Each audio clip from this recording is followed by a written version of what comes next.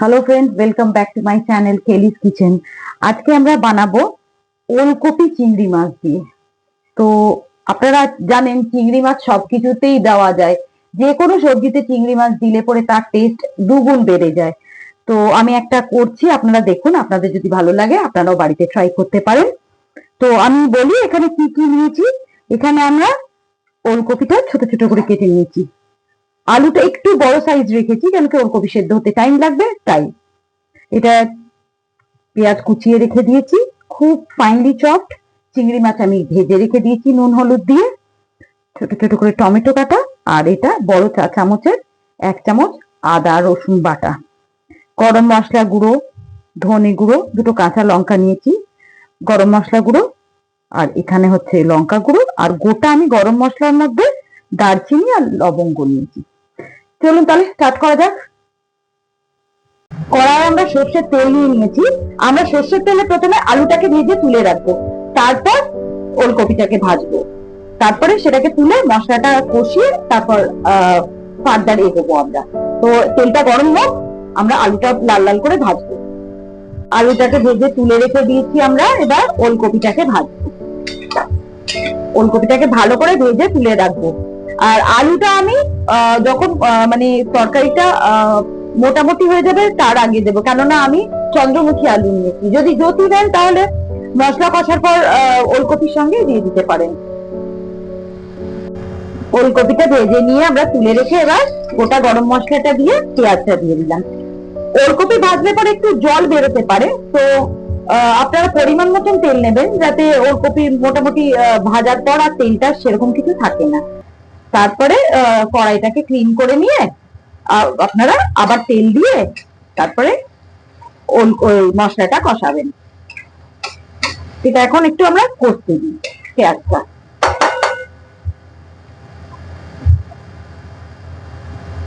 আর এখানে আমরা এখন নুন দেবো না, একটু পরে নুন দেবো, একটু ভাজা ভাজা হোক তারপর নুন দেবো। তো এখন এটা একটু ফ্রাই হতে দিই। আমরা পেঁয়াজটা কষাতে কষাতেই নুন দিয়ে দিয়েছি। এবার কাঁচা লঙ্কা গুলো একটু দেবো, একটু পরে চামচে দেবো। একটু কাঁচা লঙ্কাটা ফ্রাই করে দিই, তাহলে কাঁচা লঙ্কার একটা যে গন্ধ হয় সেটা মশলার মধ্যে মিশে যাবে।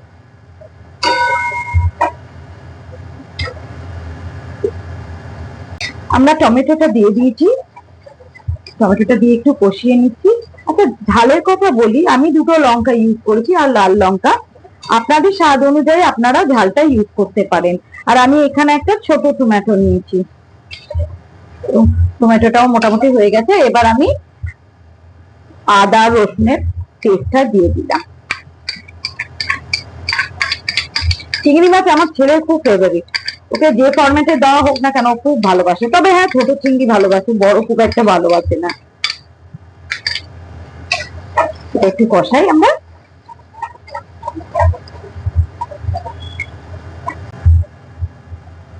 দেখছেন মোটামুটি তেল ছেড়েছে। এবার বাকি মশলা যেগুলো সেগুলো দিয়ে দেবো, যেমন লঙ্কা গুঁড়ো, জিরে গুঁড়ো আর ধনে গুঁড়ো। আর আমি না এখানে মেনশন করিনি একটু চিনি, এটা অপশনাল, আপনারা দিতেও পারেন নাও দিতে পারেন। অনেকে হয়তো মাছের সঙ্গে সুগারটাকে প্রেফার নাও করতে পারে, তো আমি একটু দিই বিশেষ কিছু রান্নায়, সব রান্নায় না। তো এটাই আমি একটু চিনি দেবো। তো এটা কিছুক্ষণ কষতে দিই যতক্ষণ না তেল ছাড়ে। আমি একটুখানি এতে জল অ্যাড করছি, গরম জল অ্যাজ ইউজুয়াল। এরপর আমি একটু এতে চিনি দিয়ে একটু কষাবো, তারপর আমি ওলকপিটা দেব। তো এটা একটু হোক ততক্ষণ। এবার আমরা হলুদ অ্যাড করে দিলাম এর মধ্যে। আমি ওই গুঁড়ো মশলাগুলো দিয়ে অ্যাপ্রক্স 5 মিনিট মতন কষিয়ে নিয়েছি। হলুদটাকে মিক্স করে আমি এবার ওলকপিটা দিয়ে দেবো আর চিংড়ি মাছটাও। যেমন খুব ভালো একটা কালার এসছে, খুব সুন্দর, টেক্সচারটাও খুব ভালো হয়েছে দেখুন। এবার আমি ওলকপিটাকে দিয়ে দিচ্ছি।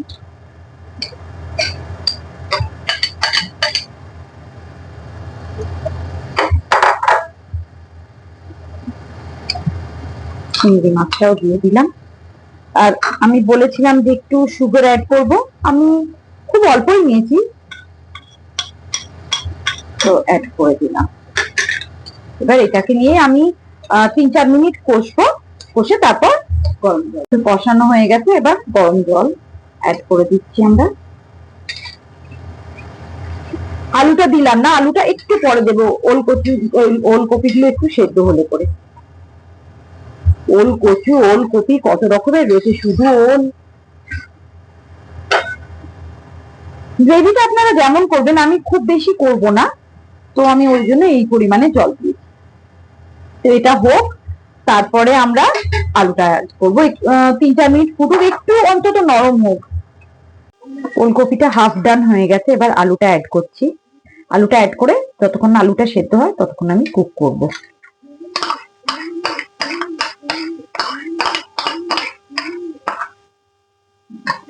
এবার আলুটা অ্যাড করে এবার একটু ঢেকে দিই।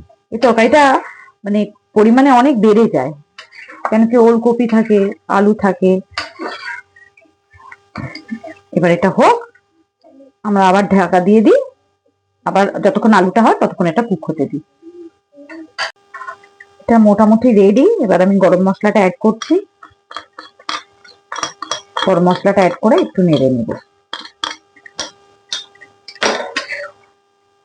এরকম থাকবে, খুব বেশি ঝোল থাকবে না, আর একবারে ড্রাইও হবে না। খুব বেশি ঝোল থাকলে অত টেস্ট আসবে না, ড্রাই হয়ে গেলে খেতে অসুবিধা হবে। রেডি আমাদের ওলকপি দিয়ে চিংড়ি মাছ। শীতের দুপুরে গরম গরম ভাত দিয়ে খেতে অসাধারণ লাগে, আপনারা ট্রাই করে দেখতে পারেন।